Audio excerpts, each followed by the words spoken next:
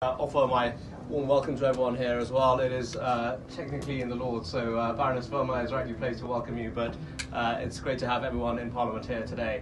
Let me follow Vijayji's guide, because as Baroness Verma rightly said, he's a man who achieves a huge amount, but does so in an understated way, and I think politicians can learn a lesson or two about under-promising and over-delivering, given the usual habit of doing the opposite. But I want to start by firstly saying a big thank you, because thank you in particular to Vijayji and his team. I have attended only a small number of the many events that he's hosted, given the recency of my appointment, but in each instance I have found the richest set of conversations, opportunities, and a willingness to try and make things happen, for which I'm very grateful, and today is a great example of that. Can I also thank Baroness Verma, because it feels to me very consistently that across a number of years, what you've done, Baroness Verma, for relationships between the India, UK and European business communities has been remarkable, and I think we all stand on the shoulders of giants, and you're very much one of them, and I hope you'll feel that even though it may not be quite your government, it is very much our government, because we're taking a huge amount of what you've achieved in thinking about where the future goes, and I know you're very closely involved still in deepening Indian and UK relationships. I want to say just three particular things today, the starting point for which is what we're trying to achieve in government and how it relates to today's agenda. It's clear to me in the run-up to the general election that the primary area where we focused our efforts in terms of both our economic strategy and our wider political focus was in the area of clean energy. It is the central mission when we think about achieving clean energy by 2030, but it is also a mission that we see primarily through the lens of economic growth. And I think the political opportunity of the next decade is in thinking about these things together rather than as in any sense of trade-off. And so for that reason, I'm really delighted that we have a series of investors and operators who can make sure that when we're pursuing our mission of clean energy, that we're doing so in a way that is guided by the sense of market opportunity that you all are very close to, so that when we are seeing this through the lens of history, we're seeing not only the UK having achieved clean energy in the way that we want to, but having done so by providing fulfilling jobs, a sense of productivity, and in doing so a sense of growth and national identity as well. So that mission is absolutely at the heart of what we're trying to do as a government, and I'm really grateful for all your contributions today, and I know in the future too.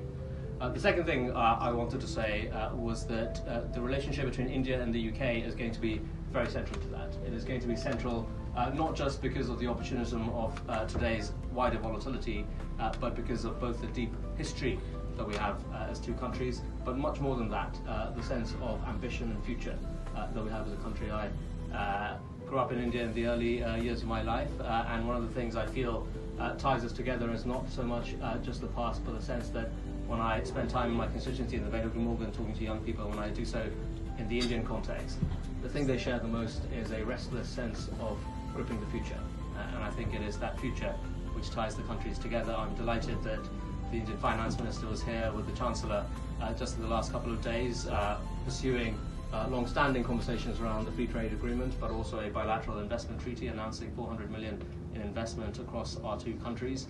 To me, that is a remarkable milestone, but also the start of, I think, something much deeper. And one of the things I feel is that long-standing conversations around things like the free trade agreement actually much deepen and accelerate when we're able to show bilateral agreements, investment opportunities that so many of you in this room will be at the forefront of. So please go away from here thinking not just that you're doing something in your very particular lane, but that in doing so, you're making a genuine mark on the wider relationship across those two countries that we're all very keen on. The final thing I want to say is that my hope is that we will leave here exactly as Baroness Verma said, not just with some relationships and conversations, but my hope is every single person has a single action that they're going to do as a result of this conversation. In my particular case, as I have both a role in DEFRA, the Environment Department, but primarily my job is to represent the constituents of the Vale of Glamorgan. There are specific opportunities that I'd love to invite you all to consider and pursue as well. We have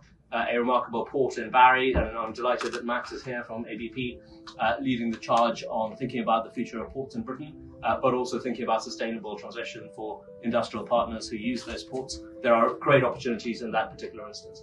We have Cardiff Airport in my constituency. The future of sustainable aviation fuels is going to be at the heart of our ability to be able to both pursue our clean energy mission, but to do so in a way that pursues growth. When we are building new airport runways, as we are at Heathrow, when we're expanding Luton, when we're thinking about Doncaster and Sheffield airports, when we're thinking about the future of Cardiff Airport, we are making sure that we're doing so by both pursuing growth, but also doing so in a way that is focused on our clean energy mission. So anyone interested in the future of sustainable aviation fuels and SAFs is very welcome to the Vale of Glamorgan. We have a great history of automotive manufacturing. Aston Martin is in my constituency, building remarkable cars being sold across the world as well. Again, a company very focused on making sure that the transition in the automotive sector is both a clean transition and a productive transition. And beyond that, a topic that is very close to my heart and mentioned by Baroness Verma as well. In my prior career, was a venture investor in AI companies, and so the UK's role globally in artificial intelligence is fundamentally a focus for us as a government. I believe very deeply that the next wave of technological innovation will be different from the last in one very important regard, which is that when it was primarily about software and coding, it happened to be focused on clusters like Silicon Valley and London. But in the next wave of technological innovation, the wave of artificial intelligence innovation, we're going to need not just code, but we're going to need land, energy, water. We're going to need compute that ultimately powers through fiber connection along the M4 all the way through to London. But that origin of that can be in data center investments in the Vale of Glamorgan as well. So across ports, airports, aviation, automotive, and data center and compute, we have the most remarkable set of opportunities in the Vale of Glamorgan. And I know that that is just one of 650 areas across this country that are yearning for your investment and your participation. So warm welcome again. Thank you for making time for this, and I'm really excited for what comes out of it. Thanks very much.